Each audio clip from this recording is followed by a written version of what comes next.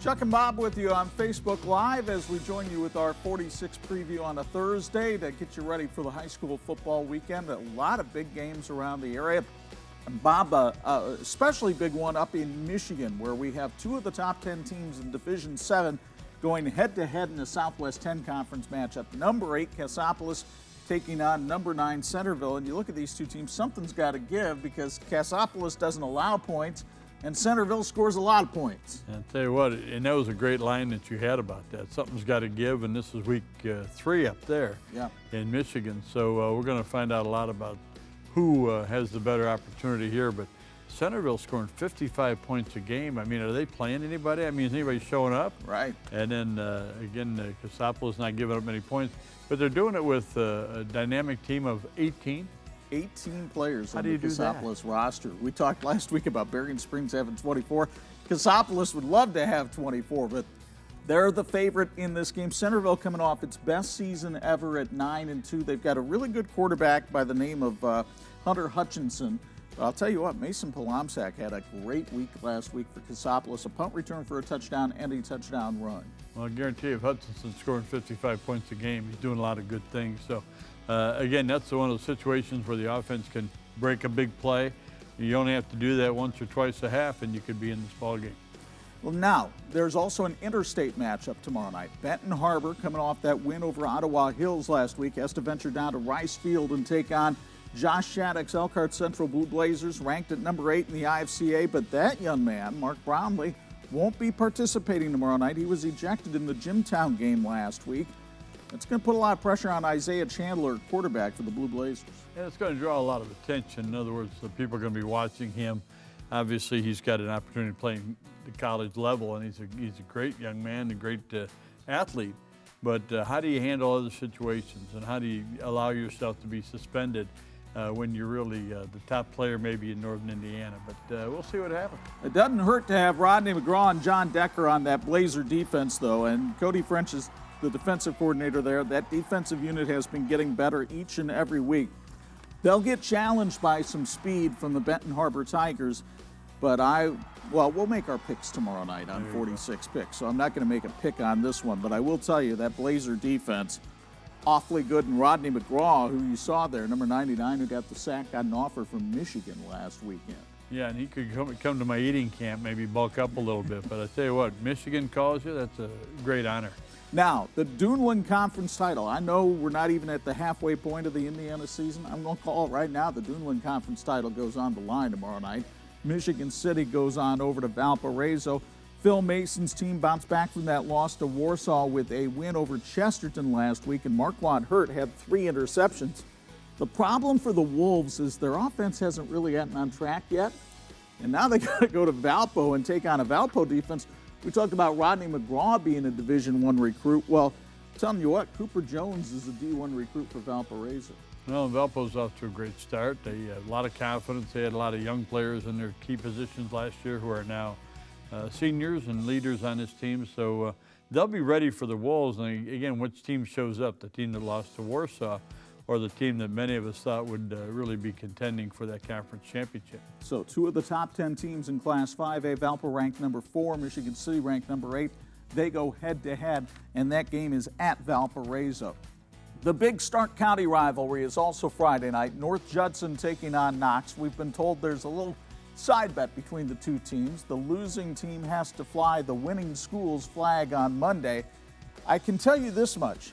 Knox and North Judson do not like each other, so that nobody wants to fly the other team's flag. But we saw Knox last year in the sectional, Bob, and John Hendricks' squad has some talent, and they're still playing pretty good defense. But I like the fact their offense has been getting better every week. Well, we really enjoyed meeting their team and seeing how they work. And they had a great year last year, and they've lost their big guy, but they've got more parts now, so more of a team balance for the Knox Redskins, and they're going to need that against North Judson, a team that has had great success over the years. Now they've been down a little bit, but they're sliding back up into a situation where this really, again, we talked about the Duneland Conference maybe being decided. There's going to be a lot of things decided in this game, and it should be great entertainment. North Judson 2-1. They're coming off a loss last week to North Newton, but I can tell you this much. The Knox has won the last 2 games. They've both been by 14-7 counts. I do think points will be at a premium in this one on Friday night. Fairfield, who would have thought that Matt Thacker's team would be 2-1 coming off a conference win over Central Noble last week. And now they go to Fremont in another NECC game. They got a chance to be 3-1. I know Fremont's 2-1, and they're coming off a win over River Valley last week, but there's a little bit of upheaval in the Fremont program right now. Their head coach, Jim Hummer, taking care of a family matter, so Tom Herndon takes over as the interim coach. And I like the way the Falcons have played defense so far. I loved what you said last week. You were talking about who would have believed that Fairfield would have a better record than Penn and some of the other teams that are off to tough starts. And they're getting it done. And it's a tough situation over there, but it is a good-sized school. They do have some good talent. They made a coaching change a couple of years ago and building things the right way over there. So it's great to see Fairfield having success. Now, here's the thing. Fairfield has won a couple of games, but those have both been at home. Now they got to go on the road. That's a little bit different mentality. They'll be tested on Friday night over at Fremont. The big game in the NIC this week has Marion taking on Riley, a battle of the undefeated. We saw Marion last week against St. Joe. Awfully good. Awfully good, especially defensively. Now, offensively, they did a lot of good things. They've got quality running backs. They've got a good quarterback who's very athletic. They also scored a touchdown on defense, which isn't a bad way to go. And again, no clock stoppage in the second half. Now they're going to get a different test from Riley. And you got to say that Jarvis Edison is doing a good job with the Wildcats. And Senator Brown is a very impressive player. And again, it's one of those situations, he's got some speed on the outside. If they can connect a couple times a half, you could be in this game with the Marion Knights. But again, Marion's got a very good defense. Michael Davidson, that's his key, is to build a defense, and he was a coordinator under Reggie Glahn, so he loves defense, and Marion's playing it pretty well right now. Last year, Senator Brown had Jalen Jennings to throw it to. This year, Chris White has shown to be a very explosive receiver for the Riley Wildcats. Jarvis Edison's defense playing better as well, and of course, they're playing with a heavy heart this week after the death of teammate Curtis Frazier, who was gunned down on the streets of South Bend, so we'll see how that affects the team. Last year, Marion won a closer than expected game, I think, 21-13. I think the Knights are a little bit better offensively this year than they've been. But on the other hand, I think Riley is better defensively than what they've been. And I think Riley's key, not only in this game, but all season and into the playoffs, is going to be avoiding mistakes. You can't put the ball on the ground. You can't throw picks. You got to convert on third down. I mean, all the basic fundamental things, but this is a team that's gotten better at that as the season's gone along. And then our game tomorrow night on TV 46. We'll stream it live on Facebook at 7, show it Friday night 11, Saturday morning at 9. The Northridge Raiders and that young man, Cade Lacey, coming off a big 219-yard performance last week in a win over Wawasee. Tom Wagaman's team 3-0 taking on Plymouth. Now, Blake Reed's not back for Plymouth this year, but they do have a running back in Ivan Winkle who can run it. And John Barron not afraid to put the ball in the hands of that young man, Joe Barron, and have him toss it around a little bit. Plymouth 2-1, they really feel like they should be 3-0. They felt like they gave that game against East Noble away on opening night.